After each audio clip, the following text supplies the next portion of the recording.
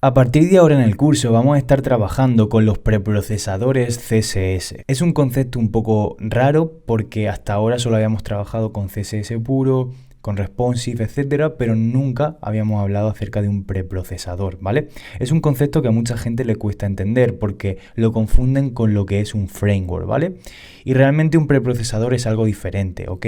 Te voy a leer la definición que nos da la documentación oficial de Mozilla, que son los que sacan más o menos los estándares de CSS y tal, para que entiendan más o menos lo que es y te voy a estar complementando la explicación, ¿vale?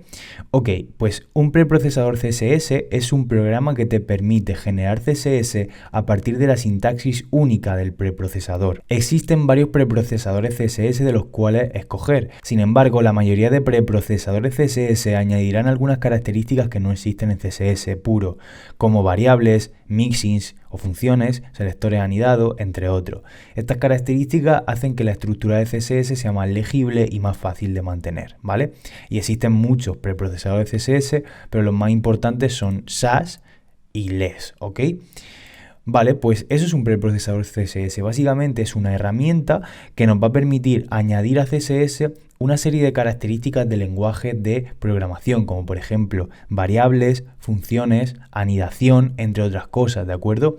Lo que va a hacer es que nos va a ahorrar muchísimo trabajo a la hora de escribir CSS, porque el CSS va a tener más funcionalidades extra que no trae por defecto, como por ejemplo el tema de variables y funciones nos va a ahorrar mucho tiempo, la anidación también nos puede ahorrar mucho tiempo y al final va a hacer que el CSS sea mucho más legible y fácil de mantener a largo plazo y a gran escala, ¿no? Entonces, un preprocesador CSS básicamente es eso, le añade características de lenguaje de programación a un lenguaje de marcado como es CSS, ¿ok? La diferencia entre un framework y un preprocesador básicamente es que un framework nos da, aparte de las posibles características que trae una herramienta como un preprocesador CSS, un framework nos da más herramientas, incluso nos da más código desarrollado ya, ¿de acuerdo? Nos da más elementos ya creados para la web, por ejemplo.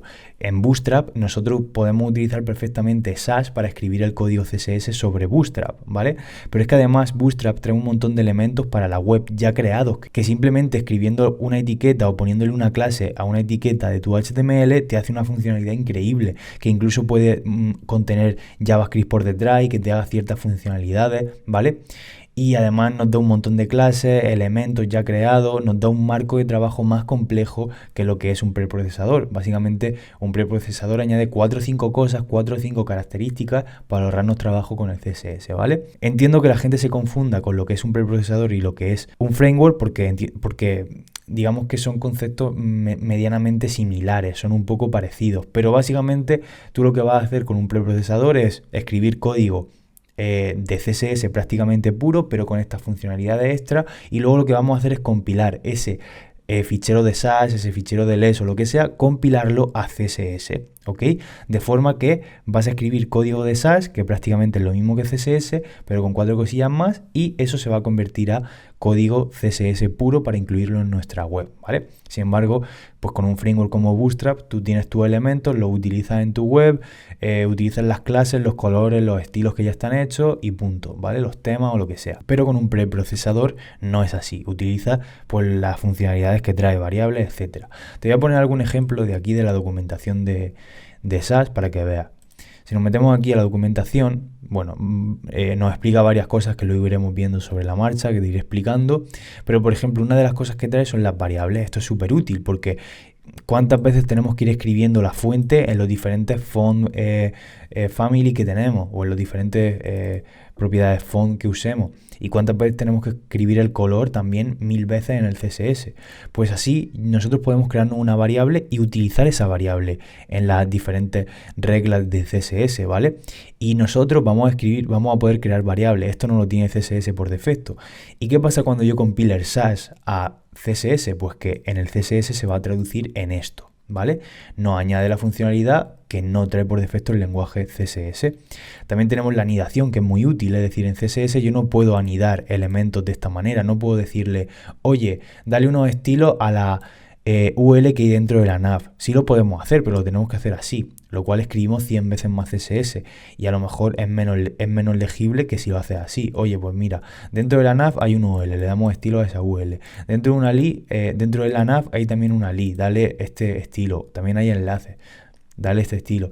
La diferencia es que cuando yo compile este código de SAS, en CSS se va a ver así, y en CSS deberíamos escribirlo de manera pura, así para que funcione. Entonces la anidación también nos lo añade. También nos añade las partials, que digamos que son diferentes trozos de CSS que yo puedo ir utilizando, luego lo iremos viendo, para modularizar y tal. También trae temas de módulos, ¿vale? Es decir, yo puedo escribirme un fichero base de CSS y luego usar, esto ya se puede hacer con CSS también, con los includes, ¿vale? Include CSS. Yo puedo hacer un import, efectivamente. Ya puedo hacer los imports, pero entiendo que por defecto esto muchas veces no se sabe cómo usar o incluso el preprocesador le va a dar más compatibilidad, ¿vale? Se puede hacer con CSS, pero bueno, ya por defecto trae el SAS y cualquier preprocesador la opción de utilizar este tipo de módulo. Yo hago el use y lo que hago es importar esta base aquí y entonces lo convierto, cuando se compila se mezcla todo en el mismo fichero. Y está muy bien, ¿vale? También tenemos los mixins, que son las funciones, es decir, cuántas veces haber repetido yo el mismo código de CSS en diferentes reglas, pues muchas. Entonces podemos utilizar include y la función y entonces pues directamente nos la traduce, ¿vale? Por ejemplo, aquí el ejemplo que hay es que convierte, o sea, dentro de la función hay diferentes reglas de compatibilidad para navegadores y luego pues eso se reutiliza y ya está, y entonces nos lo genera el código así, nos lo convierte. Luego está lo de los extends o la herencia, ¿vale? Que nos permite, básicamente, esto es parecido a lo de las funciones, nos permite crear esta regla y luego heredarla con el extends dentro de cualquier clase, ¿vale? No está mal también. Y luego una cosa muy importante es lo de los operadores, ¿vale? Y en principio eso es lo que tiene un preprocesador, ¿vale? Estás viendo que lo que hace es añadir algunas cositas al lenguaje CSS básico, ¿vale? O al lenguaje CSS por defecto, pero para nada nos da elementos ya desarrollados para la web como lo que haría un framework, ¿vale? Así que esto es lo que vamos a estar viendo a partir de ahora. Vamos a estar viendo SAS, vamos a estar viendo LESS, vamos a estar viendo también acerca del mundo de los preprocesadores. También hay otros como Stylus, PostCSS, etcétera. Pero en principio los principales van a ser SAS y LESS. Y a partir de la siguiente clase empezaremos a trabajar con ellos.